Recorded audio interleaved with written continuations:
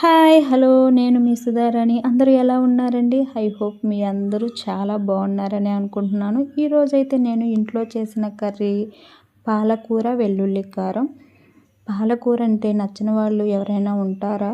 ఉండొచ్చు చాలామంది. కానీ ఇలా కర్రీ చేసుకొని తిన్నారనుకోండి చాలా బాగుంటుంది.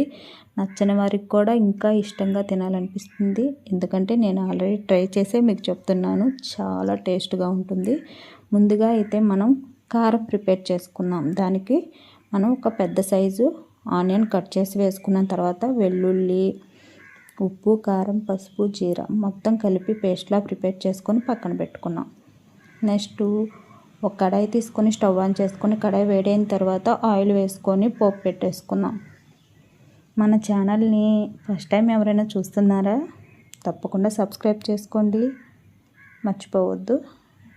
నెక్స్ట్ మనం ఆ పేస్ట్ మొత్తం ఆయిల్ బయటకు వచ్చేంత వరకు వేయించుకున్న తర్వాత కట్ చేసిన పాలకూర ఒక కట్ట వేసుకున్నాను. మీరు ఎక్కువ కావాలంటే క్వాంటిటీ పెంచుకోవాలి. కారం క్వాంటిటీ పెంచుకొని 2-3 కట్టలు వేసుకునే వాళ్ళు కొంచెం పెంచుకొని వేసుకుంటే సూపర్గా ఉంటుంది. నేను ఒక కట్టకి మాత్రమే ఇంగ్రీడియంట్స్ చూపించాను.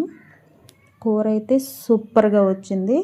మీరు తప్పకుండా ట్రై చేయాలి. మీకు నచ్చినట్లయితే లైక్ చేయండి, షేర్ చేయండి. Thank you, bye.